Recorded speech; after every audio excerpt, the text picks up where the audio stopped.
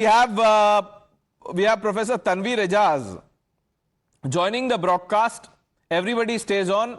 Professor Ejaz, many in the Congress, Tushar, I'm just coming to you. Many in the Congress party, sir, have said that why is the Modi government silent on the killing of Ayatollah Khamenei?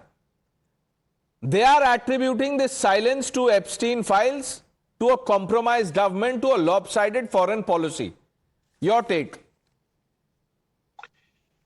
Well, I think why the Prime Minister is silent, I think it's better that he should, whenever he says something, he should explain it, that why he is silent and why he did not condemn it, right? But as far as I am concerned, I think there is a mistake in not condemning the attack on Israel, right? I think the strategic autonomy and the counterbalance that we used to have in West Asia, we are losing that ground. We need to condemn both. We need to condemn Iran's attack on neighboring regions, and we need to condemn the attack on Iran, both, right? So why I'm saying it so is because that, look, we have a history of ethics and morality in international relations, right? And that somehow we are losing. The moral compass with which we used to interact with the West Asia, that I get that, sir. I get that point about ethics, morality, but Professor Ejaz, do they come over national interest, or national interest comes first? See, I don't know how you are going to define the national interest, but, the national interest is, of course, in terms of sustaining... Now, to give you an example, sir, I am no expert, but to give you a crude example, so to say, look how India is engaging with the Taliban. Taliban hasn't changed its stripes.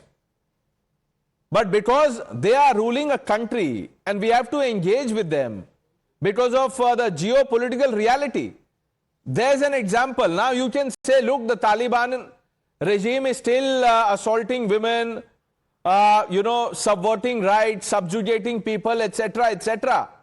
How dare New Delhi engage with it? So that's the example. But we don't have much time, and I don't want to tutu meme on this. This is about obituary debate demand by the Congress. I'm going to go across the panel and give you maybe 30-40 seconds each, because that is what we have.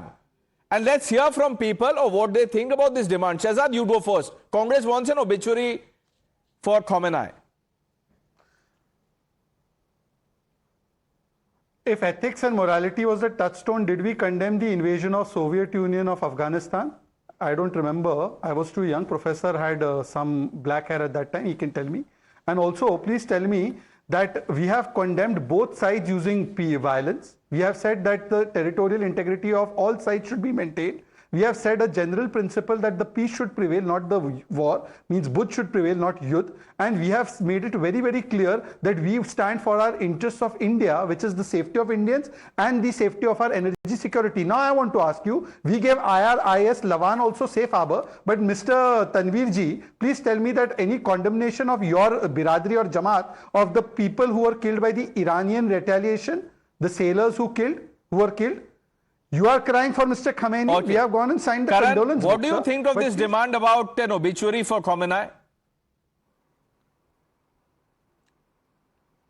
So, Pranesh, we are already navigating an extremely tight rope. I mean, even if you go by the international media standards, they are saying India is in a difficult spot, as in they have allies on both sides. How will India react? So, in that case, I respect what Mr. Tanveer said, talking about morality. It looks good here. But certain things are inevitable, and this is a pragmatic, cutthroat world we are dealing with. We've suffered too much at the altar of morality. I'm not saying morality should be dead, but we have to be practical and look out for our interests here. Tushar. We've touched.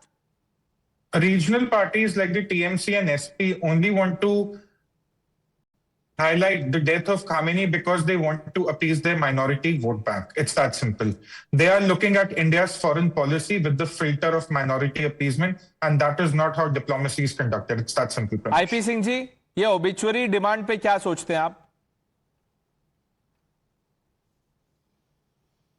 बस मैं तो सजाद पूनावाले का वो देना चाहता हूं कि जिस पर वो कह रहे थे कि भाई कमोडिटी मार्केट में तो भाई शेयर बाजार में इन्वेस्टमेंट के लिए तो प्रधानमंत्री गृह मंत्री ने अपील किया था। आज जो ब्लड बात हो रहा है देश में, आज लाखों करोड़ रुपए ड्रेन हो गया, उस पर भी शहजाद पूनावाला को कुछ कहना चाहिए। दूसरी कि विदेश नीति अगर हमारी ठीक रहती तो आज जो देश में क्राइसिस खड़ी हुई है, शायद ये क्राइसिस नहीं खड़ी होती अगर प्रधानमंत्री। सर, खमेनी ओबिचुअरी पे भी कुछ बोल दीजिए सर, कभी तो किसी सवाल का जवाब दे दिया कीजिए, तो शायद भारत को यह दौर नहीं देखना पड़ता। इस पे आपको कुछ नहीं बोलना है, मतलब आप ओबिचुअरी नहीं चाहते। This is the Samajwadi party spokes person. Professor Mandal,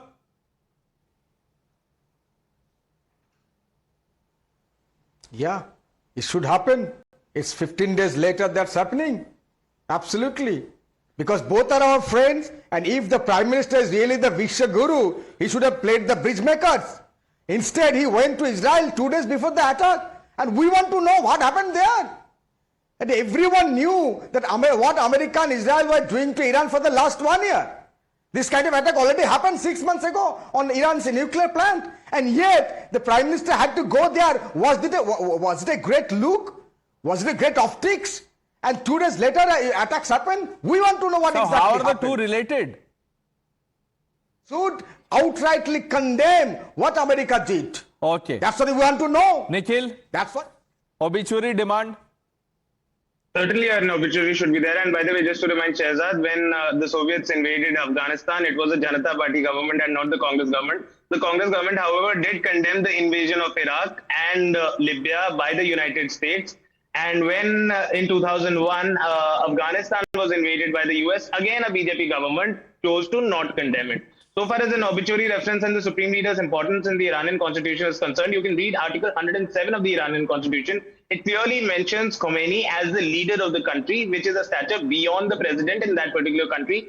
Iran was an important part of BRICS. They were an important ally for India, which is why when their head of state is assassinated... Okay. Tehseen, I'm coming to you. Tushar, I'll come to you. Tehseen, very quickly. 2 points. I think I agree that Ayatollah Saab's martyrdom should be condemned. That is something India should do. But more importantly, I want to praise the Prime Minister for reaching out to the Iranian president. I do believe, and I firmly believe, being in opposition, he's friends with Israel, he's friends with Iran. He can, and he's friends with America. He can step in, and India can play a role in bringing peace, which is in our interest. I do believe this very firmly. Being You in believe opposition. it, Rahul Gandhi does not believe it. That's the problem. Shehzad, respond to Nikhil. Tushar, you'll have the last word. Quickly, 10 seconds. The fact of the matter is that India is the only country in the world that can speak to Putin and Zelensky, that can speak to the Iranis and to the Israelis, and therefore Mr.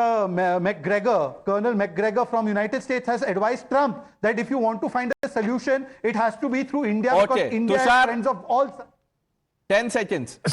Since the Iranian constitution has been quoted twice shamelessly by Nikhil Jain, let's also remind the viewers that it's the Iranian regime where young girls are butchered only for asking for freedom of That's expression. right. Let's be very clear. That's all the time we have, viewers. Thank you for watching the News Hour with Navita Kumar on the other side.